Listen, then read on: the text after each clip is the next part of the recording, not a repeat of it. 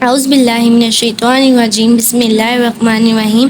آج کی حدیث سلسلہ نمبر 6، من احب للہ وبغض للہ وعطا للہ ومنع للہ فقد استکمل الایمان۔ جس نے اللہ کے لیے محبت کی اور اللہ کے لیے بغض رکھا اور اللہ کی رضا کے لیے عطا کیا اور اللہ کے لیے روکا تو اس نے ایمان مکمل کر لیا۔ اس حدیث میں بیان کردہ مضمون تکمیل ایمان کے 4 اصول۔ اسلام دین فطرت، مکمل ضابطہ حیات اور بنی نوع انسان کی بھلائی کا علمبردار ہے۔ اسلام تمام معاملات میں انسان کی رہنمائی کرتا ہے اور اس کی فلاح و بہبود کے لیے رہنما اصول واضح کرتا ہے۔ اسلام نے ایسے ان گنت اصول واضح کیے ہیں جو انسانی فلاح و بہبود کے ضامن ہیں۔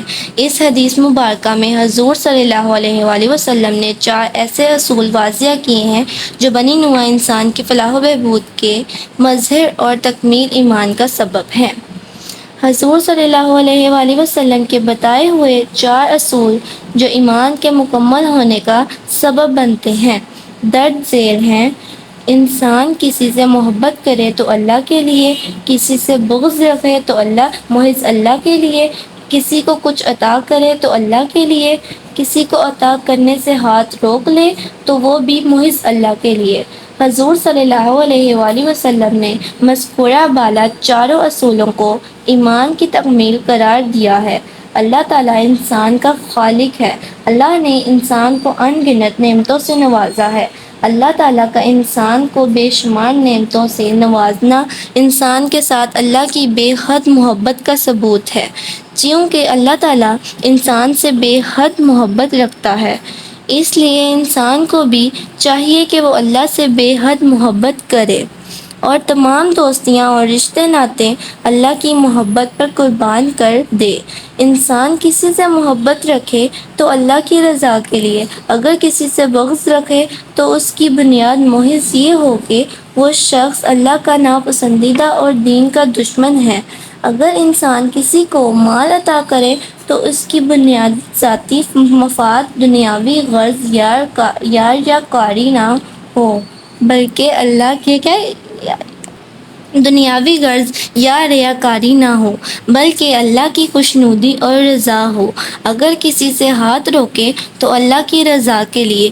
جو شخص ان 4 اصولوں پر عمل کرے گا اس کا ایمان مکمل ہو جائے گا۔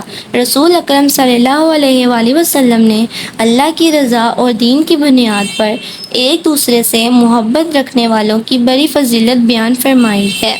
حضور صلی اللہ علیہ وآلہ وسلم نے فرمایا، اللہ کے بندوں میں سے کچھ ایسے لوگ بھی ہیں جو نہ نبی ہیں اور نہ شہید۔ انبیاء اور شہداء ان کے مرتبہ پر رشک کریں گے جو انہیں ملے گا۔ لوگوں نے پوچھا، یا رسول اللہ صلی اللہ علیہ وآلہ وسلم، یہ کون لوگ ہیں؟ آپ صلی اللہ علیہ وآلہ وسلم نے فرمایا، یہ وہ لوگ ہوں گے جو آپس میں ایک دوسرے کے رشتہ دار نہ تھے اور نہ آپس میں مالی لین دین کرتے تھے بلکہ محض اللہ کے دین کی بنیاد پر ایک دوسرے سے محبت کرتے تھے۔ ان کے چہرے نورانی ہوں گے، انہیں کوئی خوف نہ ہوگا اس وقت جب لوگ خوف میں ہوں گے اور نہ کوئی غم ہوگا اس وقت جب کہ لوگ غم میں مبتلا ہوں گے۔ قرآن کریم نے انسانی زندگی کا خلاصہ بیان کیا ہے۔ ارشاد الہی ہے، اے نبی صلی اللہ علیہ وآلہ وسلم، فرما دیجئے کہ میری نماز، میری عبادت، میرا جینا، میرا مرنا سب اللہ کے لیے ہے جو تمام جہانوں کا پروردگار ہے۔ یہ ایک حقیقت ہے۔